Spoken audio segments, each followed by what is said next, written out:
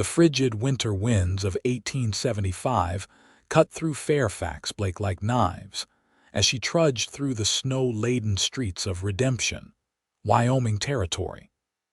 Once a thriving mining settlement, the town now resembled a skeletal version of its former glory, much like Fairfax herself. The 19-year-old clutched her threadbare coat tighter around her slim frame, her fingers nearly blue from the cold. In her arms, she carried the last meaningful possession. She owned a hand-woven Navajo blanket, the final gift from her father before pneumonia claimed him 3 weeks prior. The setting sun painted the western sky in brilliant oranges and reds, but Fairfax took no pleasure in the sight. The beauty of a sunset meant nothing when starvation loomed. After paying for her father's modest burial, the remaining funds had dwindled to nothing. The small homestead they'd built together sat miles outside town, practically uninhabitable without firewood or provisions. "Last chance," she whispered to herself, her breath forming delicate clouds in the frigid air. "Someone has to need a blanket in this weather."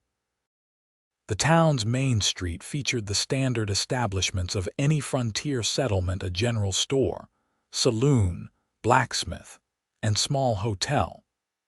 Fairfax had already been turned away from the general store, where the owner claimed he couldn't afford to purchase anything with the economic downturn. The saloon seemed her final hope, though the thought of entering such an establishment made her stomach turn. A horse's whinny caught her attention as a tall figure dismounted outside the hotel.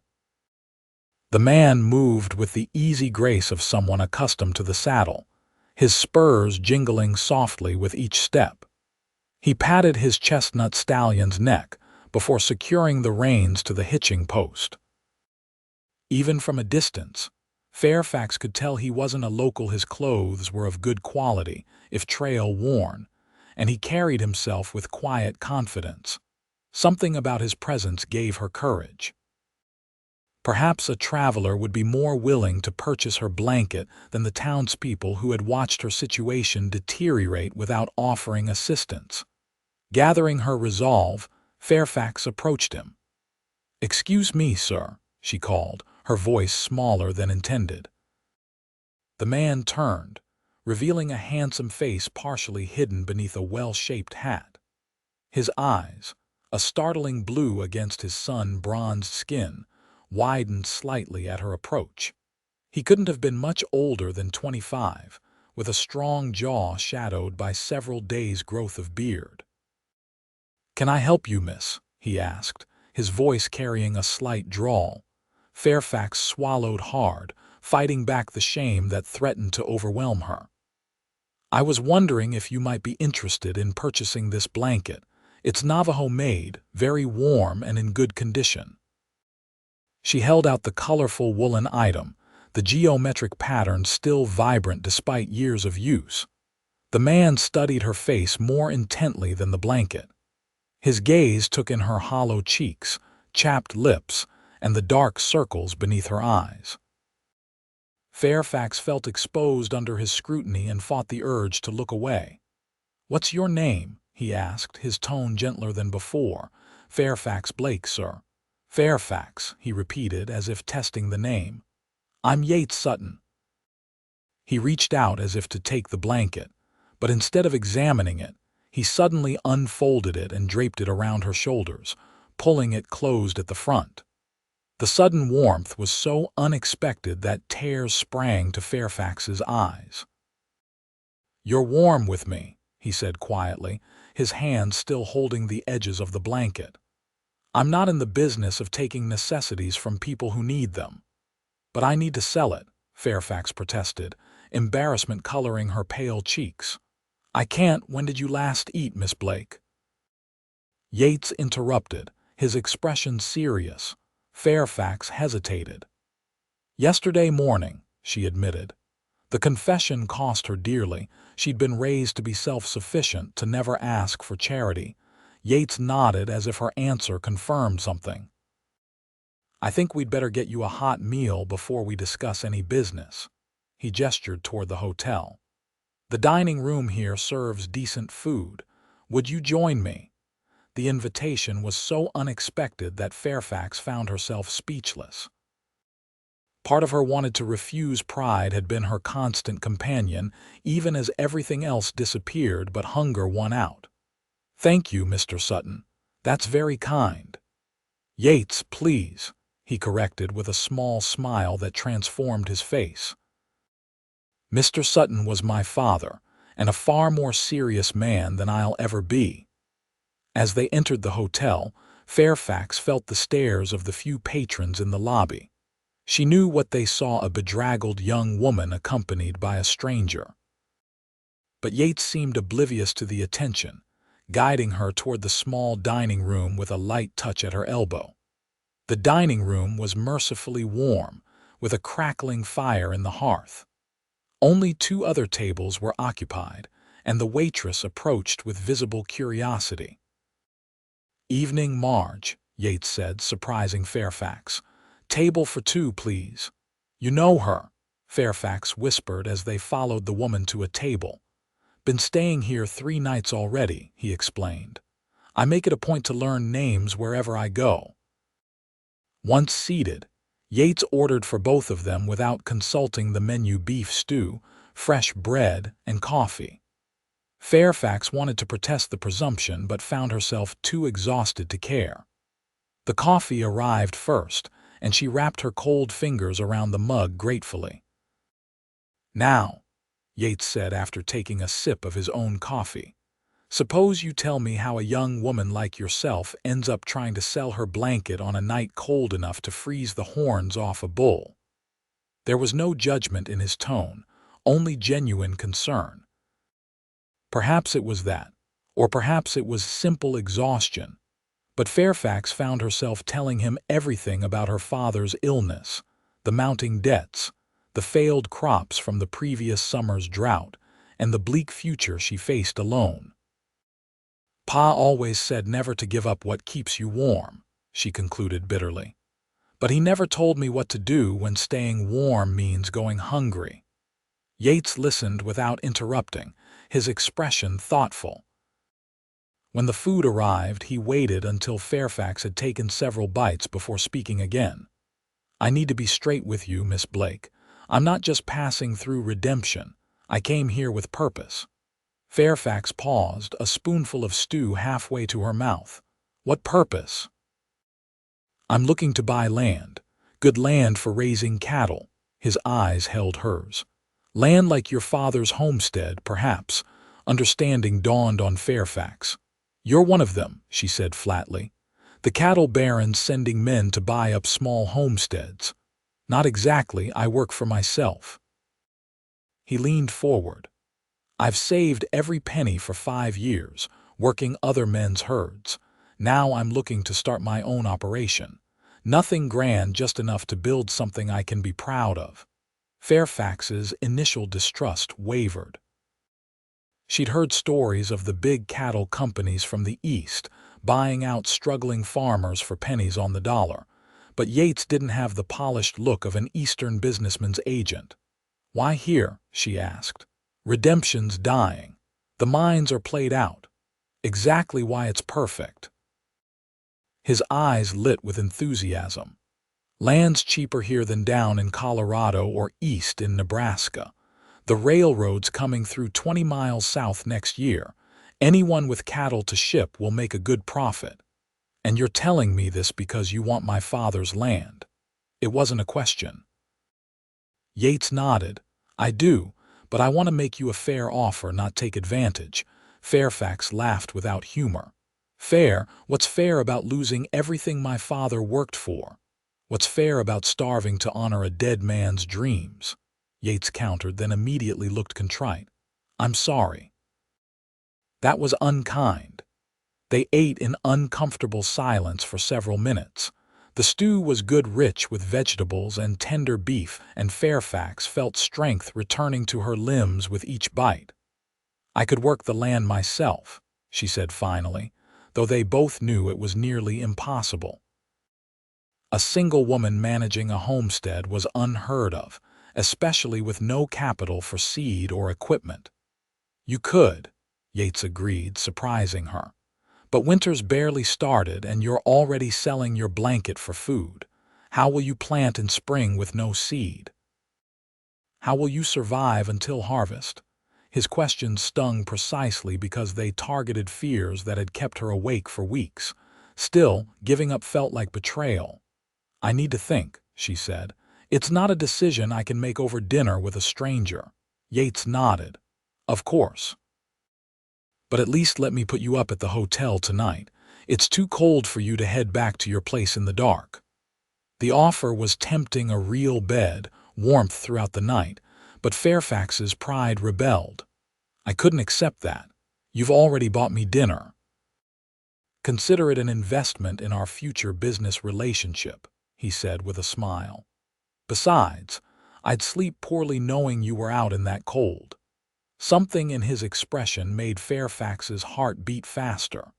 There was genuine concern there, not the calculated interest of a land speculator.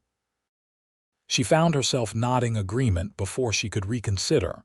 Just for tonight, she stipulated, and I'll pay you back once we come to terms about the land. Fair enough. Yates signaled for the waitress and arranged for a room. When he returned to the table, he added, I've asked Marge to bring up hot water for a bath. I hope that's acceptable. The thought of a hot bath nearly brought tears to Fairfax's eyes again. She'd been making do with cold water from the pump for weeks. Thank you, she managed. That's very thoughtful. Upstairs, the room was simple but clean, with a narrow bed, washstand, and small wood stove already radiating heat.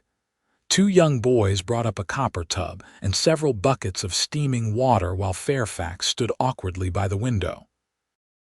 Once they departed, she stood alone in the middle of the room, still clutching her blanket around her shoulders. A gentle knock startled her. When she opened the door, Yates stood holding a small package wrapped in brown paper. Marge mentioned there's a general store down the street, he said. I took the liberty of purchasing a few necessities. He handed her the package. Sleep well, Miss Blake. We can talk more in the morning. Before she could protest or thank him, he was gone, his footsteps receding down the hallway. Fairfax unwrapped the package to find a bar of lavender soap, a small jar of hair pomade, and a nightgown. The latter made her blush. The thought of this man selecting such an intimate garment was both embarrassing and strangely thrilling. The bath was everything she dreamed of during cold nights huddled beneath insufficient blankets. She soaked until the water cooled, washing away weeks of hardship along with the dirt. The nightgown fit well enough, though it was clearly bought without knowing her measurements. As she slipped beneath the clean sheets, still wrapped in her Navajo blanket for extra warmth, Fairfax found herself thinking of Yates Sutton's blue eyes and the way they crinkled at the corners when he smiled. She pushed the thought away firmly. He was a businessman, nothing more. His kindness was simply a strategy to secure her land at a favorable price. Yet as sleep claimed her, she couldn't help wondering what it might be like to hear those words again, "You're warm with me," and have them mean something different entirely. Morning came with a soft knock at her door.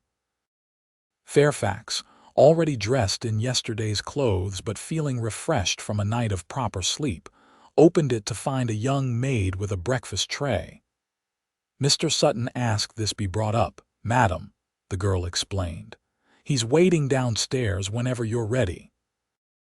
The tray held more food than Fairfax had seen in one place for weeks: eggs, bacon, biscuits with gravy, and a pot of coffee. She ate everything, savoring flavors that had become distant memories during her weeks of privation. When she finally descended to the lobby, she found Yates in conversation with a grizzled older man she recognized as the blacksmith. They paused as she approached, and Yates smiled in greeting. "Good morning, Miss Blake. I hope you slept well. Better than I have in a long time," she admitted. "Thank you again for your hospitality." The blacksmith nodded to her and excused himself, leaving them alone by the crackling lobby fire. "I had a thought overnight," Yates said, gesturing for her to take a seat in one of the worn leather chairs. "I'd like to see your property before making a formal offer. Would you be willing to show me today?" Fairfax hesitated. Taking him to the homestead would make everything real, the possibility of selling, of leaving the only home she'd known since her mother died years ago. But avoiding reality wouldn't change it. "All right," she agreed. "It's about 5 miles east of town." "I've arranged for a buggy," Yates said. "My horse could carry us both, but the ride would be uncomfortable for you." The consideration surprised her again. Most men would have expected her to make her own arrangements or walk. The day had warmed slightly, the sun shining in a clear blue sky that belied the season's chill. As they traveled east, Fairfax found herself pointing out landmarks: the creek where she'd learned to swim, the stand of cottonwoods where wild turkeys roosted, the distant mountains that turned purple at sunset. "You love this land," Yates observed quietly. "It's in my blood," she replied. "My father used to say that the land speaks to those willing to listen. I never understood what he meant until I was older." "And what does it say to you?" Fairfax considered the question. "That everything changes, but nothing truly ends. The creek floods in spring, then nearly dries up in summer. The grasses die in winter but return in spring." She paused. "I suppose it says that there's always another season coming, no matter how hard the current one might be." Yates nodded thoughtfully. "My father said something similar, though less poetically. The land remains when men are dust." He was a hard man, but he understood that stewardship matters more than ownership. "Is that why you want to raise cattle instead of farming? Less disruption to the land?" "Partly," he admitted, "but also because I understand cattle. I've been working with them since I was 12. Started as a wrangler for the Bar T outfit in Texas, worked my way up to trail boss by 21. "You're young to have saved enough for your own spread," Fairfax observed. A shadow crossed Yates's face. "I had help, though not the kind I'd have chosen. My father died 2 years ago. He wasn't wealthy, but he left enough to give me a start." "I'm sorry." "Don't be. We weren't close. He had expectations I couldn't meet." He changed the subject. "Tell me more about your father. What brought him to Wyoming territory?" As the buggy rolled along the rutted road, Fairfax found herself sharing stories she'd thought would remain private memories: her father's decision to leave Missouri after her mother's death, their arduous journey west, the early years of backbreaking work to establish the homestead. "He never complained," she said. "Even when the first crops failed and we nearly starved that winter, he just said next season will be better, Fay girl, and somehow it always was." "Until this one," Yates said gently. "Until this one," she agreed, her voice catching. They crested a small rise, and the Blake homestead came into view in the valley below, a modest cabin with a barn and corral, set against a backdrop of rolling grassland that stretched to distant foothills. A thin wisp of smoke rose from the chimney, evidence of the small fire Fairfax had built before leaving the previous day. "It's beautiful," Yates said, and she could tell he meant it. His eyes took in the land with appreciation, not merely calculation. As they approached the cabin, Fairfax felt a strange mixture of pride and embarrassment. The property showed signs of recent neglect. Her father's illness had prevented routine maintenance, and she'd been focused solely on his care. "It needs work," she said defensively as Yates helped her down from the buggy. "Pa was sick for months before he passed." "All homesteads need constant work," Yates replied without judgment. "That's the nature of them." He insisted on seeing everything: the cabin's interior, the root cellar, the barn with its empty stalls, the fallow fields, and the spring-fed pond that provided water even in the driest months. He asked practical questions about soil quality, annual rainfall, and grazing capacity. Despite her initial reluctance, Fairfax found herself answering honestly, even pointing out problems like the leaking roof and the fence section that needed repair. By mid-afternoon, they'd completed a thorough inspection. Yates suggested they rest and discuss matters over the lunch he'd packed: bread, cheese, and dried apples from the hotel kitchen. They sat on the cabin's porch, the winter sun providing just enough warmth to make the outdoor meal pleasant. In the distance, a red-tailed hawk circled lazily above the grassland. "I've seen enough to make an offer," Yates said after they'd eaten, "but first, I'd like to know what you plan to do if you sell." The question caught Fairfax off guard. She'd been so focused on immediate survival that the future remained a hazy concept. "I don't know," she admitted. "Maybe head to Cheyenne. I could find work as a seamstress or in service." Yates frowned. "Those are poor options for someone like you."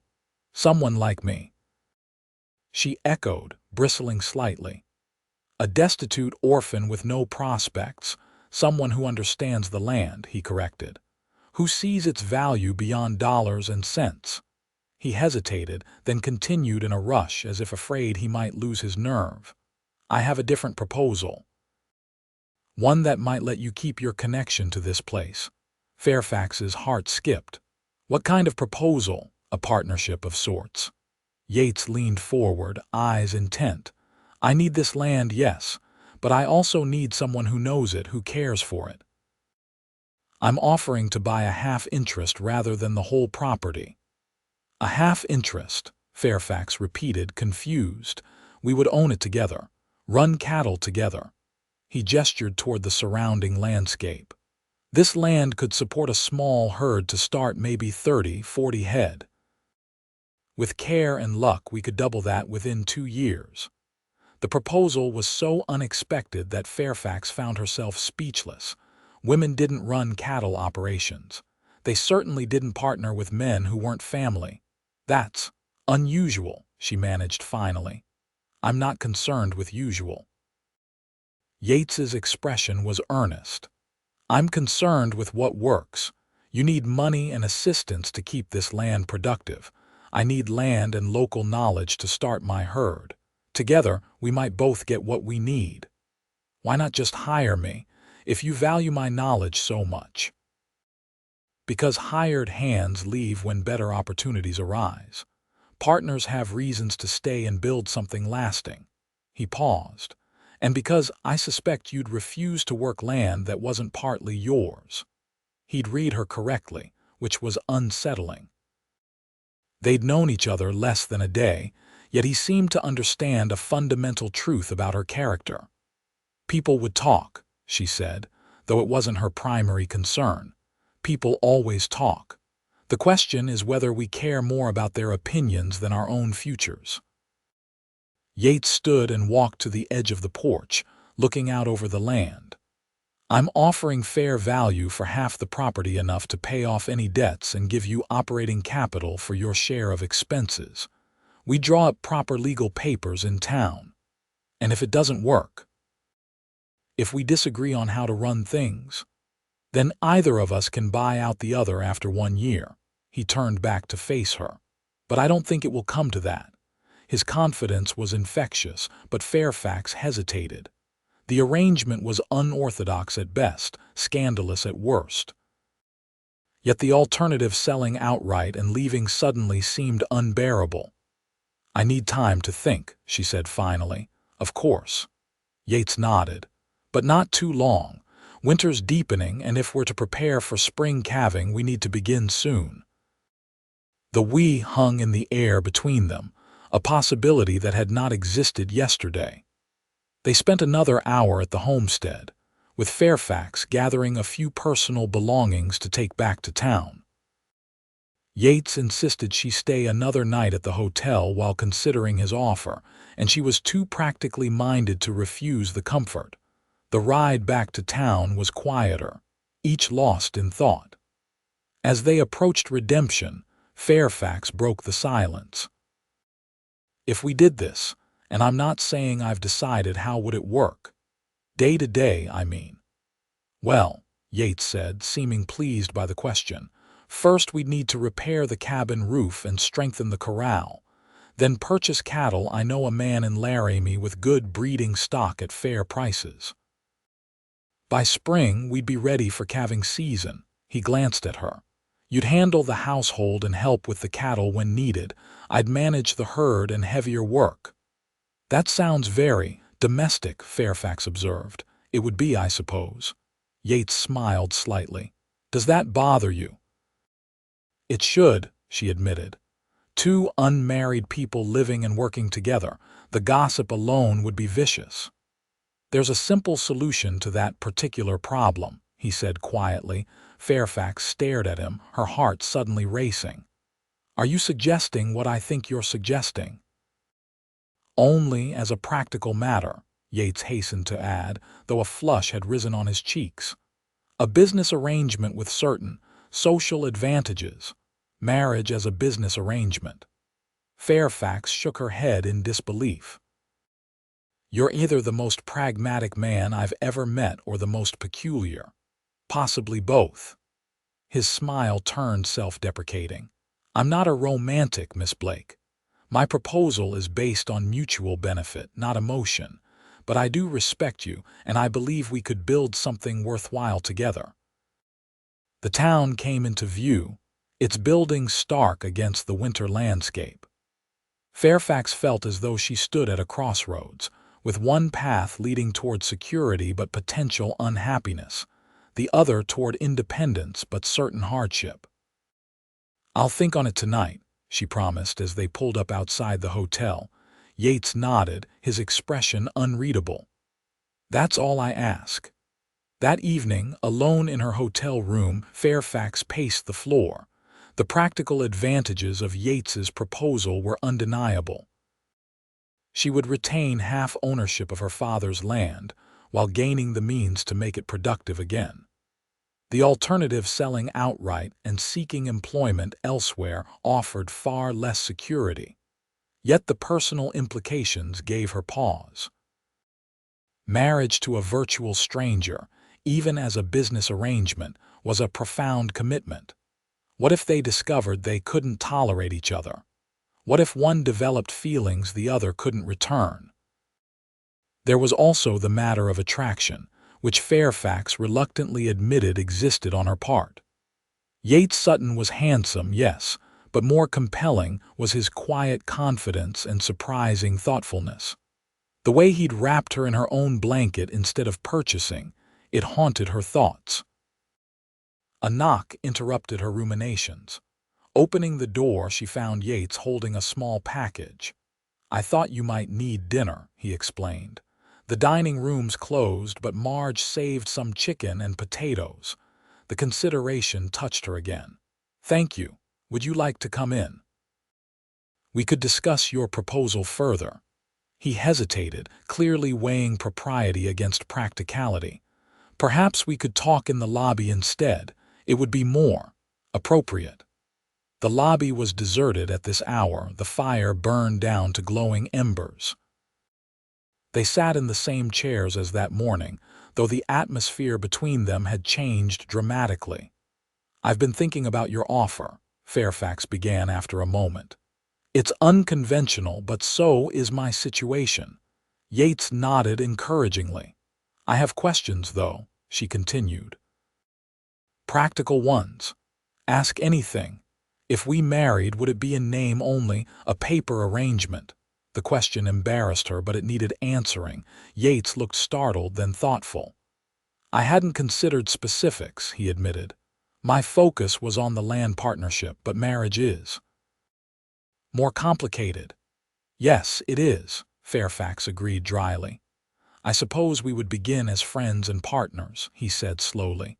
Whatever developed beyond that would be by mutual agreement. I would never press for more than you were willing to give.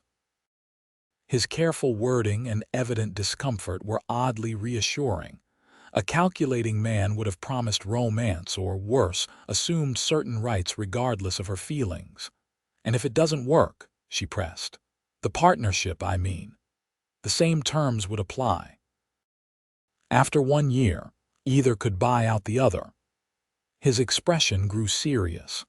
"I would ensure you had enough to establish yourself elsewhere, regardless of how our business venture fared."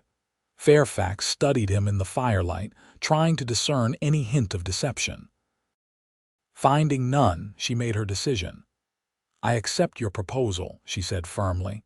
"Both proposals, I should say, the partnership and the social arrangement." Relief and something else, anticipation, perhaps, flickered across Yates's face. "You're certain?"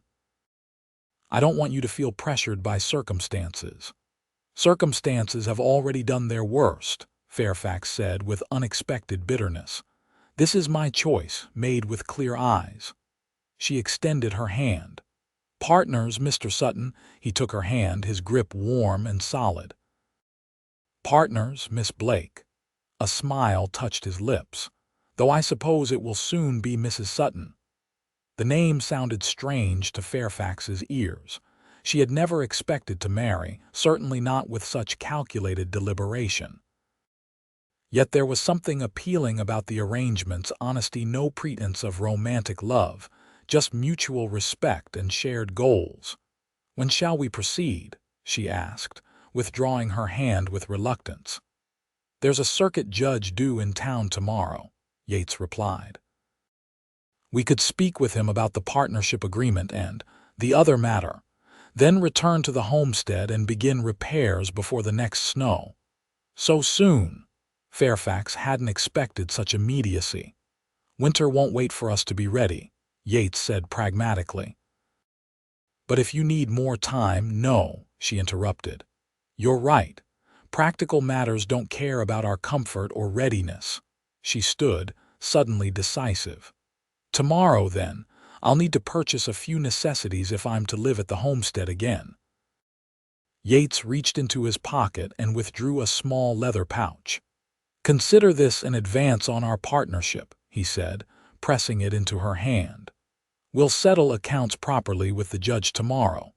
The pouch contained more money than Fairfax had seen in months. "I can't—" "You can and will," Yates said firmly. "Partners look after each other's needs.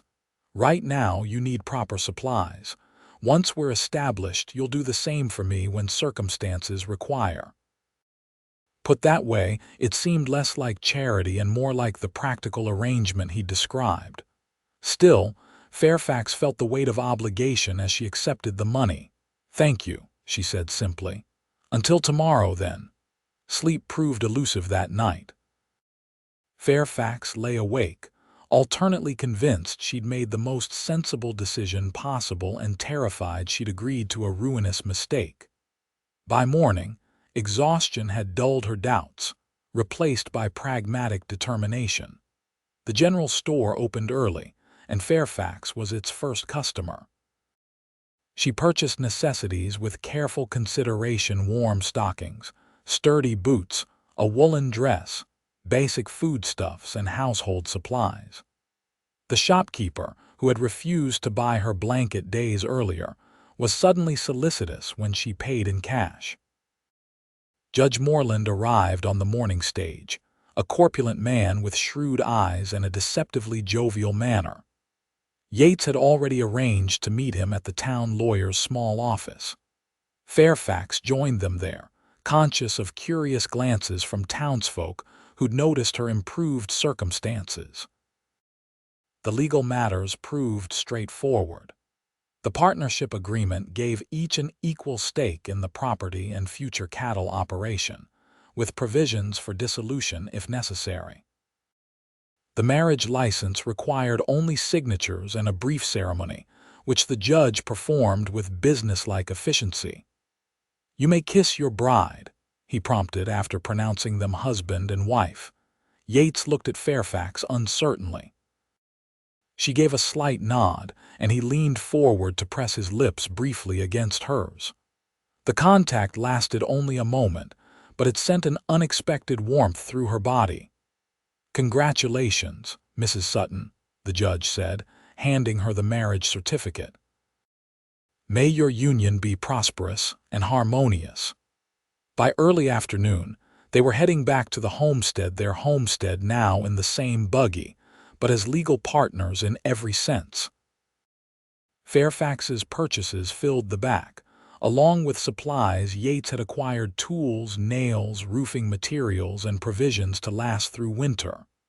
"Are you having second thoughts?" Yates asked as they traveled, noticing her pensive expression. "Not second thoughts," Fairfax corrected. "Just awareness of how much has changed in 2 days. I went from selling my blanket out of desperation to entering a marriage and business partnership." "Life often changes direction when we least expect it," he observed. "The question is whether we fight the current or learn to navigate it." "And which are you doing, Yates Sutton?" she asked, using his given name for the first time. "Fighting or navigating?" He considered the question with typical thoroughness. "Both, perhaps.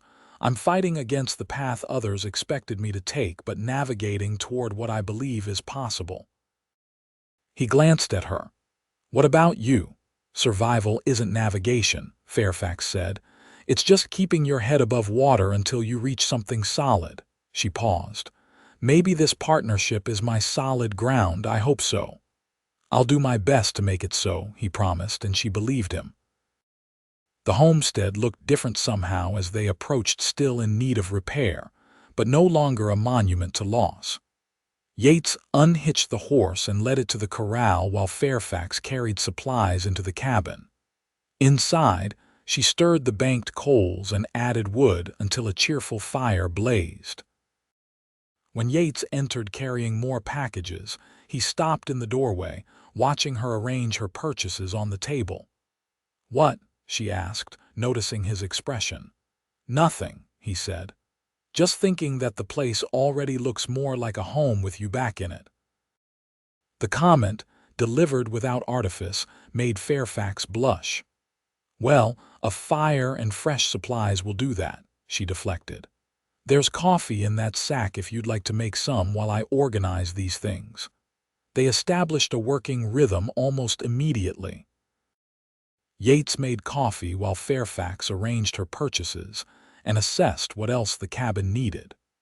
After a simple meal of bread and cured ham, they discussed priorities: roof repair first, then the corral, followed by a journey to Laramie for cattle once the homestead was ready. As dusk approached, an awkward realization descended. The cabin had only one bedroom with a single bed. "I can sleep in the barn," Yates offered, sensing her discomfort. "It's not that cold with proper blankets." "Don't be ridiculous," Fairfax said practically. "The barn roof leaks worse than the cabin's and there's no stove. You'd freeze." "Then I'll take the floor in here by the fire." Fairfax considered this, then shook her head. "We're partners now, and pragmatic ones at that. The bed's large enough for 2 if we're careful." "I trust you to be a gentleman." Yates looked surprised, then nodded slowly. "I gave my word that I wouldn't press for more than you're willing to give. That stands." They prepared for bed with careful politeness, taking turns using the cabin's small privacy screen for changing.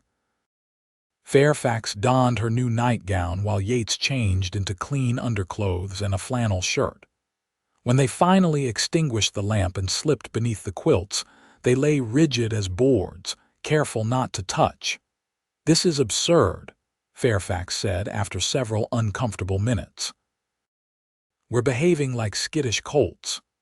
"Would you prefer I sleep elsewhere?" Yates asked, his voice unnaturally formal in the darkness. "No, I'd prefer we acknowledge that this arrangement, while unconventional, is what we've both chosen." She turned to face him, though she could barely make out his features in the dim firelight. "I don't regret my decision, Yates. Do you?" "No," he said with quiet certainty. "I think we've made a practical choice that benefits us both." "Then let's not make it more awkward than it needs to be." "Good night, husband." The word felt strange on her tongue but not unpleasant. In the darkness, she heard his breath catch. "Good night." "Wife," he replied, his voice lower than before. Fairfax closed her eyes, aware of his warmth beside her even without direct contact. For the first night in months, she fell asleep without worry gnawing at her mind. The next weeks established a pattern. They rose at dawn, sharing simple breakfasts before tackling the day's work. Yates focused on structural repairs, while Fairfax restored order to the cabin's interior and began planning a spring garden. In the evenings, they discussed the cattle operation, with Yates explaining concepts and Fairfax offering insights about the land's particular characteristics. Nighttime remained formal but gradually less awkward. They shared the bed with a respectful distance between them, though sometimes Fairfax woke to find they'd moved closer in sleep, drawn together by the simple human need for warmth and contact. As December deepened, snow blanketed the homestead. With the roof repaired and the cabin properly weathertight, they found themselves confined together more often. Conversation came easier each day, revealing shared values despite different backgrounds. "My father would never understand this arrangement," Yates confessed one evening as they sat by the fire. "He believed a man's worth was measured by his independence. Partnership of any kind meant weakness in his eyes." "He sounds difficult," Fairfax observed, her hands busy with mending. "He was. Expected me to follow his footsteps, exactly same business, same methods, same hard-headed stubbornness." Yates stared into the flames. "When I left to work cattle instead, he cut me off completely, only reconnected when he was dying." "I'm sorry." Fairfax set aside her sewing. "My father was different. He believed cooperation meant survival out here, said no homesteader made it alone. He was right." Yates glanced at her with unexpected warmth. "This partnership proves it. I couldn't have afforded larger property elsewhere, and you couldn't have maintained this place alone. Together, we have a fighting chance. More than a chance, I think." Fairfax surprised herself with her optimism. "The plans you've described for the herd are sound and the land is good. With proper management, we could build something substantial." "We," Yates repeated, smiling slightly. "You're beginning to think like a true partner." "Perhaps I am." Fairfax returned to her sewing, suddenly aware of a contentment she hadn't expected to feel again after her father's death. This arrangement, born of desperation and practicality, had somehow become comforting. Christmas approached without fanfare. Neither mentioned the holiday until Yates returned from chopping wood one afternoon with a small pine tree. "What's that for?" Fairfax asked as he propped it in the corner. "Christmas," he said simply. "My mother always insisted on a tree, even when times were lean. Said it reminded us that life continues even in the darkest season." The gesture touched Fairfax deeply. She hadn't expected to celebrate, hadn't thought Yates the sentimental type. "It's lovely," she said. "I have some red ribbon we could use to decorate it." They spent the evening adorning the small tree with ribbon, pine cones, and a star Yates fashioned from scrap tin. The simple decorations transformed the cabin, bringing warmth that transcended the fire's physical heat. On Christmas morning, Fairfax woke to find a small package beside her pillow. Inside was a silver brooch, simple but elegant, shaped like a prairie rose. "It was my mother's," Yates explained when she looked at him questioningly. "One of the few things of hers I kept, I thought. Well, partners should share what matters to them." Fairfax touched the brooch gently, overwhelmed by the gesture. "It's beautiful, but I have nothing for you." "You've given me a home," Yates said simply. "That's gift enough." The words hung between them, weighted with meaning neither was quite ready to acknowledge. Fairfax pinned the brooch to her dress with trembling fingers, aware that something had shifted between them, something beyond their practical arrangement. That evening, after a special dinner of rabbit stew and the last apple pie from their supplies. They sat by the fire drinking coffee, laced with a small measure of whiskey Yates had saved for the occasion. "When I was a girl," Fairfax said, relaxed by the warmth and the rare spirit, "I imagined Christmas so differently. A house full of family, children laughing, prosperity evident in every corner." She gestured around the simple cabin. "This is far from that dream, yet I find myself content." "Contentment often bears little resemblance to our expectations," Yates observed. "My father pursued wealth his entire life, believing it would bring happiness. He died a prosperous man, but not a happy one." He looked at her directly. "I'd rather have this honest work, good land, and a partner I respect." The sincerity in his voice made Fairfax's heart beat faster. For the first time, she allowed herself to acknowledge that her feelings for Yates had evolved beyond practical partnership. When had respect and gratitude transformed into something warmer, something that made her aware of him not just as a business partner but as a man? "Yates," she began hesitantly, "I've been thinking about our arrangement." He stiffened slightly. "Having second thoughts? Not at all. Quite the opposite, in fact." Fairfax gathered her courage. "We entered this partnership for practical reasons, and those reasons remain valid, but I find myself less concerned with practicality regarding certain aspects." Yates set down his coffee cup, his expression cautiously hopeful. "Which aspects? The personal ones?" Fairfax felt her cheeks warm. "We agreed to begin as friends and partners, with anything more developing by mutual agreement. I find myself open to more, if you are." The words hung between them, fraught with possibility.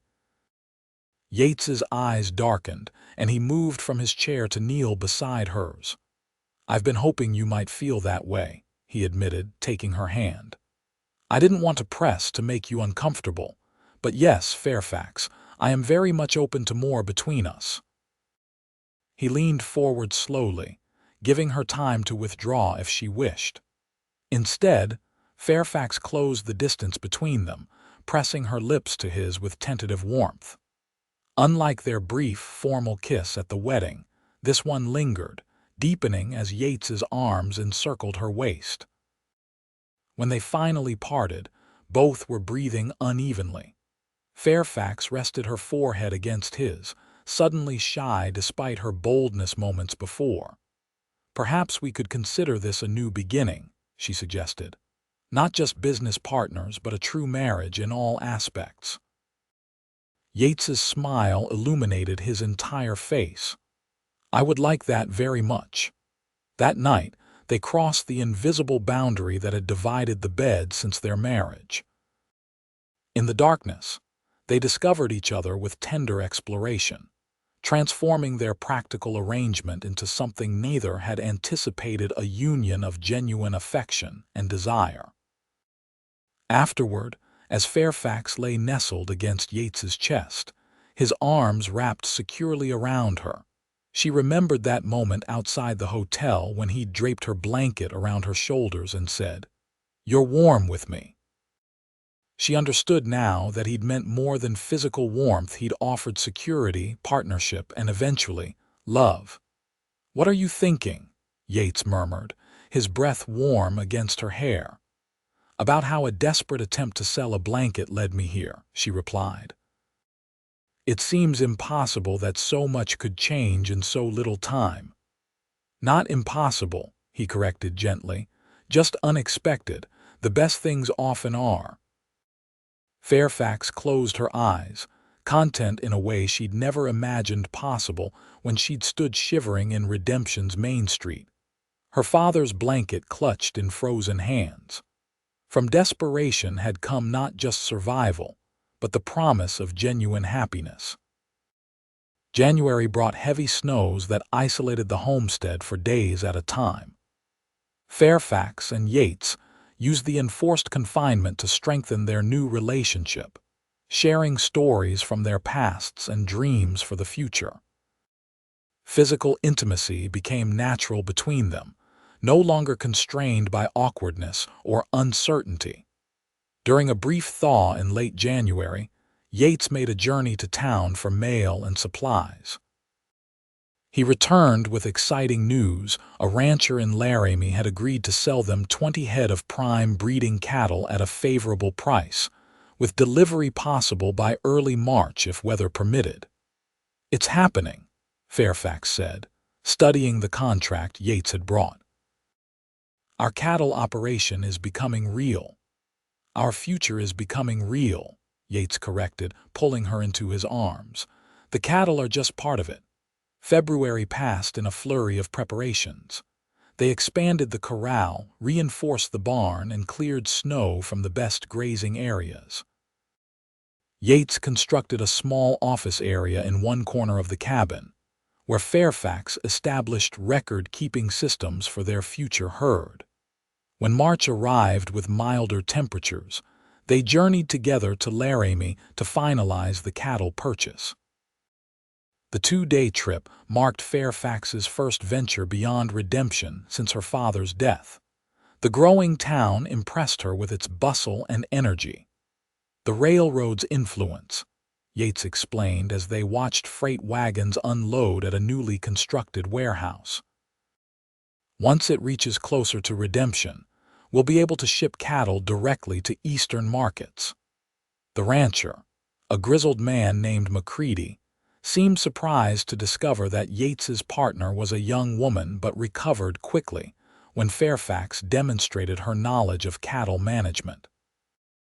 "Don't matter who signs the papers, long as the money's good," he declared, counting out their payment. "These are fine animals bred for hardiness. Treat 'em right, and they'll multiply faster than rabbits." The drive back to the homestead took 3 days, with Fairfax and Yates flanking the small herd while 2 hired drovers McCready had recommended brought up the rear. Watching her husband, for she thought of him fully in that role now, expertly guide the cattle across difficult terrain, Fairfax felt a surge of pride and affection. "You were born for this," she called to him, as he maneuvered a stubborn heifer back toward the main group. Yates grinned, his face alight with satisfaction. "We both were," he replied. "Look at you, handling that horse and those strays like you've been doing it all your life." The cattle settled into their new home with minimal fuss. Spring arrived in earnest, transforming the landscape from white to green almost overnight. Calving season brought long nights of vigilant monitoring, with Fairfax and Yates taking turns checking on pregnant cows. Their first calf arrived during a gentle rainfall, the mother delivering without assistance while Fairfax and Yates watched from the barn doorway. "Life beginning again," Yates murmured, his arm around Fairfax's waist. "Just like our partnership." By summer, their small herd had grown to 32, with all but 1 calf surviving the precarious early weeks. The homestead flourished as well. Fairfax's garden yielded vegetables in abundance, and improvements to the cabin made it increasingly comfortable. Word of the Suttons' successful start spread through the region. Neighboring ranchers, initially skeptical of the unusual partnership, began stopping by to discuss breeding strategies and grazing techniques. Fairfax found herself respected not just as Yates's wife, but as a knowledgeable partner in the operation. "McCready's sending over his new bull next month," Yates announced one evening as they sat on the porch watching sunset paint the hills gold. "Says he's the finest Hereford in the territory, and he'll let us use him for breeding at half the usual fee." "Because he likes you," Fairfax observed with a smile. "Because he respects us," Yates corrected. "Both of us. He told me straight out that any woman who could birth calves and keep books deserved his business." Fairfax laughed. "High praise indeed." "The highest," Yates agreed, taking her hand, "but no more than you deserve." As autumn approached, they made plans to expand again. The first cattle sales had yielded enough profit to purchase additional breeding stock and hire a permanent hand, a quiet Mexican-American named Diego, who had an almost supernatural ability to calm nervous animals. One crisp September morning, as Fairfax worked in the garden harvesting the last of the summer vegetables, she felt a wave of dizziness overcome her. She sat down abruptly, breathing deeply until the sensation passed. When it happened again the next day, and then a third time accompanied by nausea, she could no longer ignore the implications. A quick calculation confirmed her suspicion. Her monthly cycle, regular as clockwork since girlhood, was nearly 6 weeks late. She waited until evening to tell Yates, uncertain of his reaction. Their partnership had evolved into a loving marriage, but they had never discussed children. As they sat by the fire after dinner, Fairfax gathered her courage. "Yates, there's something I need to tell you."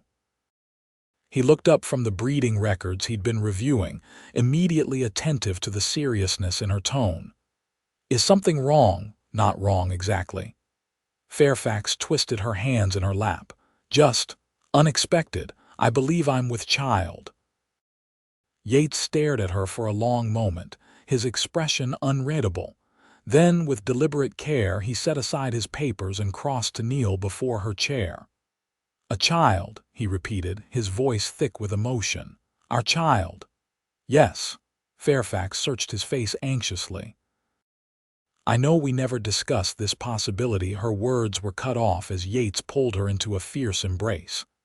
"There's nothing to discuss except how happy I am," he said against her hair. "A child, Fairfax, a family of our own." Relief flooded through her. "You're truly pleased, then?" Yates drew back to look into her eyes, his own suspiciously bright. "More than pleased, overwhelmed, grateful." He placed a gentle hand on her still flat abdomen. "This homestead was always meant for a family. Now it will have one." The pregnancy progressed smoothly through autumn. Fairfax maintained her record-keeping duties, but delegated more physical tasks to Diego and Yates. As her body changed, so did the homestead. Yates began construction on an addition to the cabin, including a proper nursery adjoining their bedroom. Winter arrived with a gentleness uncommon for the territory, bringing light snows rather than blizzards. The cattle thrived under careful management, with enough hay stored to see them through until spring. On Christmas Eve, exactly 1 year after they had acknowledged their growing feelings for each other, Fairfax and Yates sat by the fire in their expanded cabin. The pine tree in the corner was decorated more elaborately than the previous years, with glass ornaments Yates had ordered specially from Cheyenne. "It's hard to believe how much has changed in 1 year," Fairfax mused, her hand resting on her rounded belly. "Last Christmas, we were still pretending our marriage was purely practical." Yates smiled, reaching over to cover her hand with his. "I think I was already half in love with you by then, just too stubborn to admit it. And now," she teased, "now I'm completely in love with you and wise enough to say it every day." He leaned in to kiss her softly. "You and our child are the greatest gifts I could have received." As if in response, the baby kicked vigorously, making them both laugh. "Active tonight," Yates observed, pressing his palm against the spot. "Takes after their mother, or their father," Fairfax countered. "I've seen how restless you get when you're excited about something." They sat in comfortable silence for a while, watching the fire and enjoying the simple pleasure of being together. "I've been thinking," Fairfax said eventually, "about names for the baby." "What have you decided?" Yates asked. "If it's a boy, I'd like to name him after my father, Thomas." She glanced at Yates uncertainly. "Unless you'd prefer, Thomas is perfect," he assured her.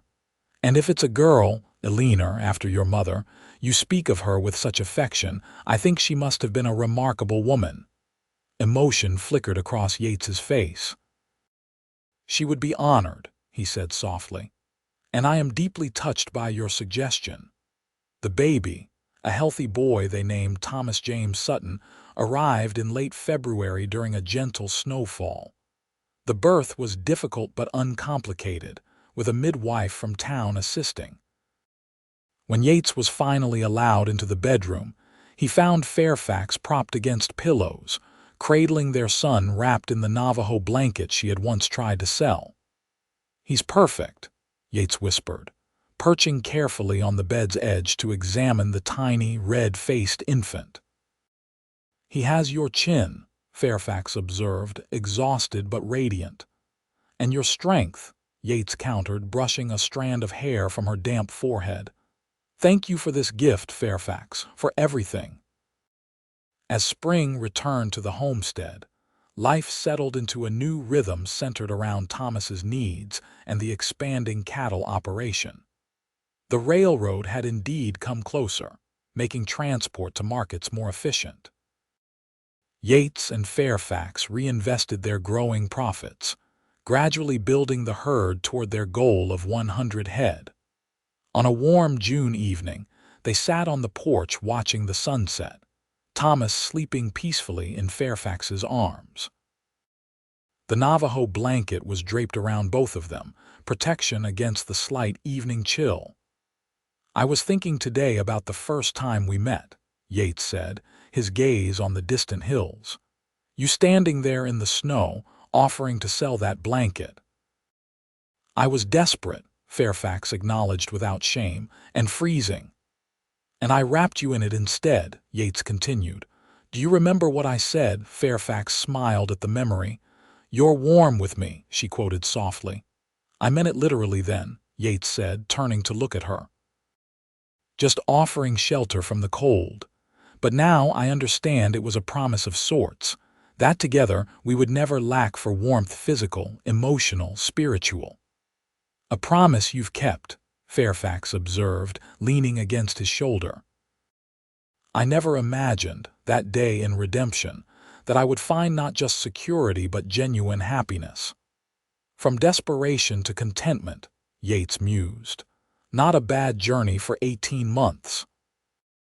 Thomas stirred in his sleep, tiny fingers curling around the edge of the blanket that had once symbolized Fairfax's darkest moment. Now, that same blanket represented everything they had built together: security, family, and a love that had grown from the most practical of arrangements into something neither could have anticipated. "Not a bad journey at all," Fairfax agreed, watching her son's peaceful face. "And we're only just beginning."